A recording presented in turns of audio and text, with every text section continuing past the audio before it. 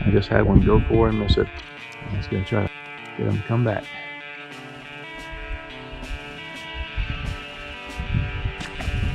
Got her! Oh, it's a nice one.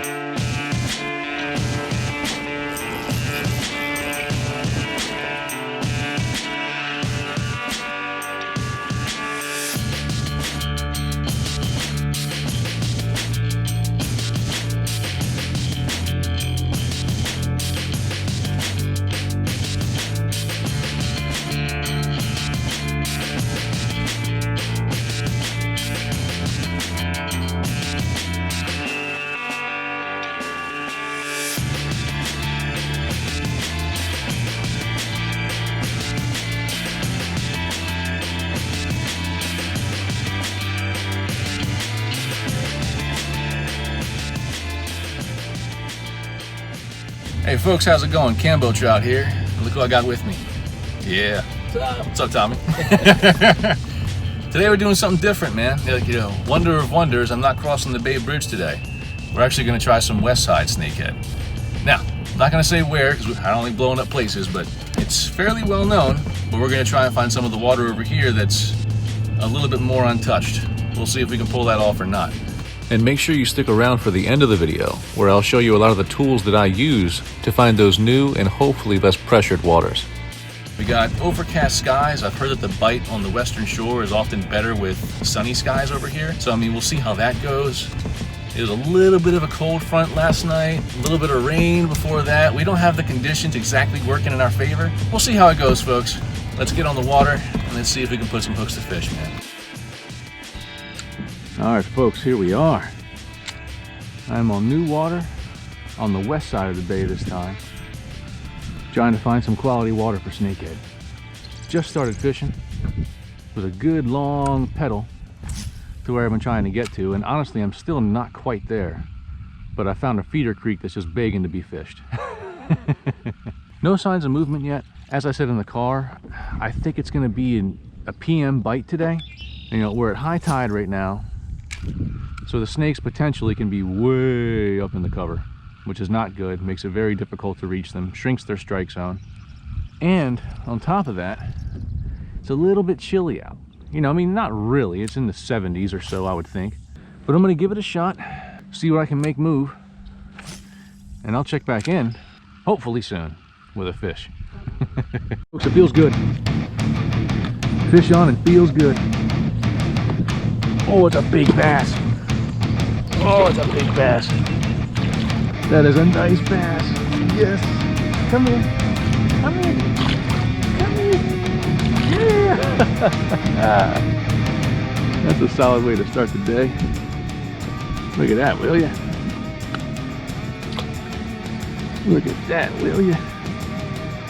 Yes, sir. That is a nice bass. Oh, you gorgeous beast. I gotta get a measurement on you. Let's see what we have here. 18 and a half. 18 and a half. Thank you, gorgeous. Mwah. Oops.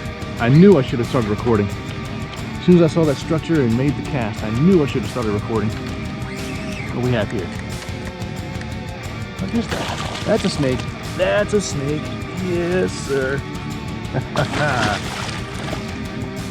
That's what we're here for.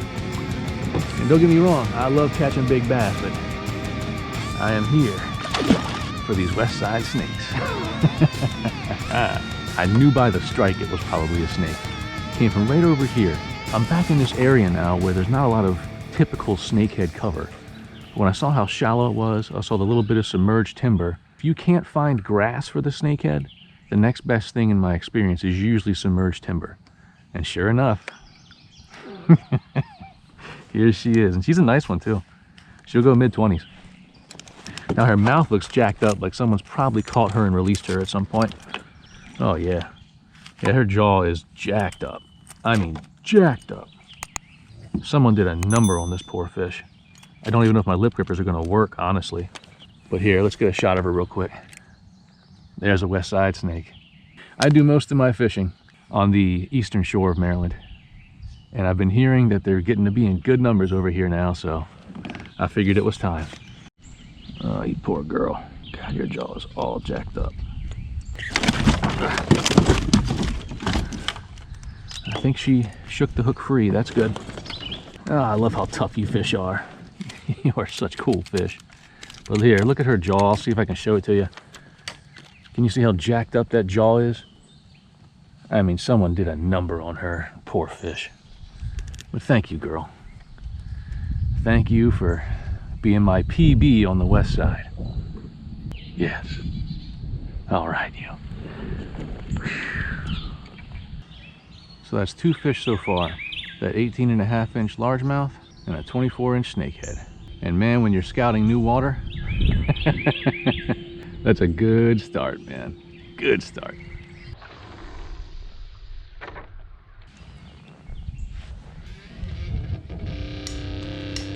There he is. What'd I say? What did I say? I told you that cove looked good.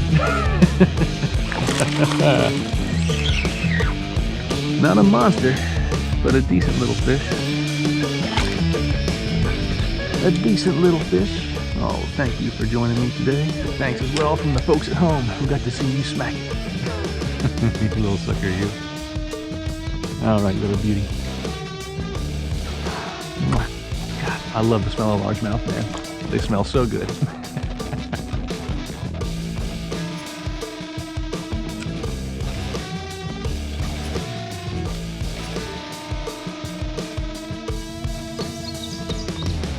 Oh, there you are. Get out of the tree.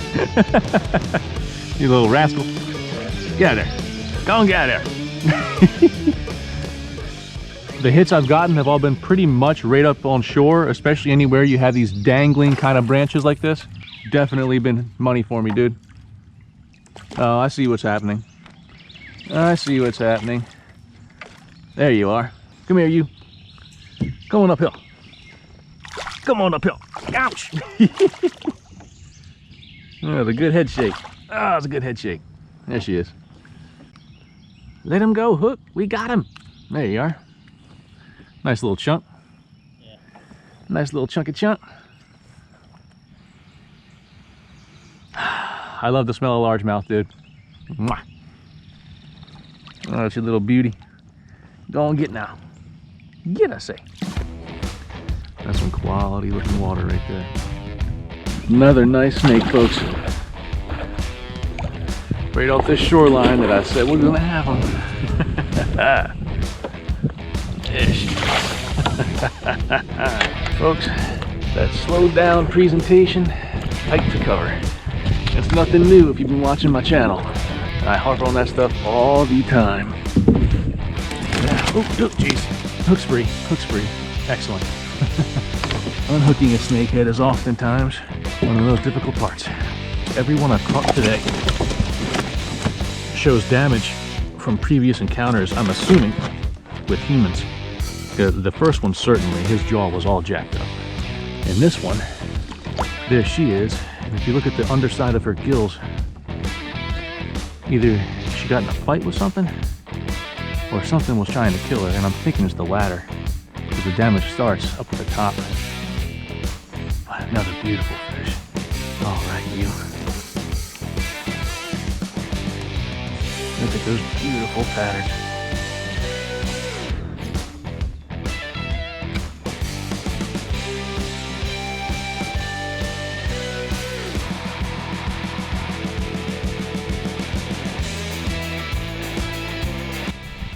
I just had one go for and miss it. He short struck the buzzbait. Could have been a bass, could have been a snakehead, don't know. I just gotta try to get him to come back. It's about the speed the buzzbait was moving.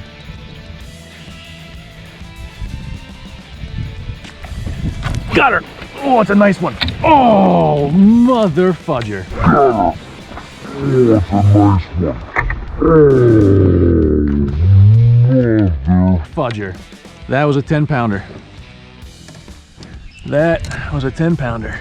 Oh, I am all jacked up. GoPro, stop recording. Folks, that one hurt. That one most definitely hurt. That was a big snakehead. That was 10 pound. That was that was a Dragon class snakehead, man. I mean, there wasn't much I could have done differently, honestly. I don't really think it was so much my fault that I missed it. I don't think I set the hook too soon or anything like that. But all the same, man. That's the kind of fish that you're willing to trade all the other ones you caught in a day for that kind of fish right there. Oh well. See if I can get my head back in the game, find another fish like that. All these little nooks and crannies you see in here, these are all prime ambush points for big snakehead. For snakehead period, but you know, I got big snakehead on the brain now since that went down. Not what I was hoping for, but you gotta be thankful for the fish you catch, man. There she is. And there she's off. All right, little bud. All right, little bud. Folks, as you can see by the giant cloud of dust next to me, I just spooked another one. There are definitely some fish on this shore to be caught. Got him. There he is. Good fish. Good fish. Feels like a snake.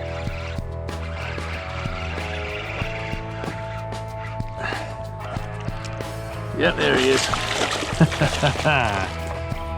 Solid little snake. And she is a beauty. An absolute beauty. There she is. You little gorgeous fish, you.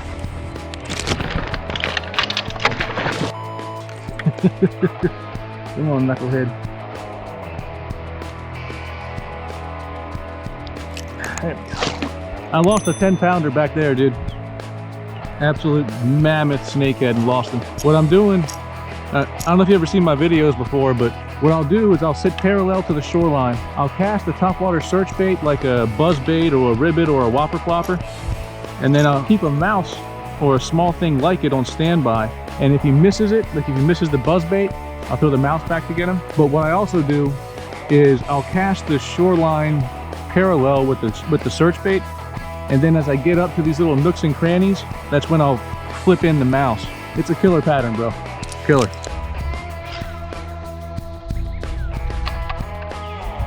Come on, sneaky snake. Oh, here it comes, here it comes, here it comes. Oh, he didn't take. Oh, it's killer. It's so frustrating when they shark it but won't take. Let's try one more time.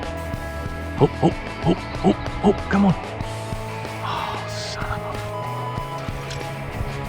a... There he goes. Look at that. He's hiding right in there. Son of a... But folks, as promised at the outset of this video, now I'm going to get into the actual tools that I used to find this water and tools that I've used to find other new water in the past. Because man, I love exploring. Let's get to it. Hey folks, I wanted to show you at least 3 quick tools that I use to scout new waters. Now there are many more tools than this. I actually go into a lot more and in a lot greater detail than I will today in my How to Fish Maryland video. So I'll link that in the video description. I'll put a tag above, but check that out if you really want to get into the weeds and see all the different tools that I use to scout new waters. But to start for today, let's look at Google Earth. Now with Google Earth, there are 2 different forms of Google Earth. You have the web version, which I think is what most people use, and then you have the desktop application. While both of them are very useful, there are some subtle differences that make the desktop application oftentimes more important to me. What I really like about the desktop application is the historical photo aspect. So to look at what I'm talking about, we're going to pick a random spot. Today I'm going to choose Loch Raven Reservoir. It's a well-known body of water, so I'm not exactly spot burning anything with this, okay? Plug in where you want to search, click search, and it'll zoom you all the way in to the body of water. Now I'm going to zoom in to one of these tributary type creek arms on here so I can show you exactly what I'm talking about. So here we are in what is essentially, if not a tributary, something very similar to it. You can see where the water is draining in to the larger part of Loch Raven right here. But if you look in the bottom left, you have the number down here. If you hover over it, you'll see it says historical imagery. Click on that. What that then gives you are snapshots through time.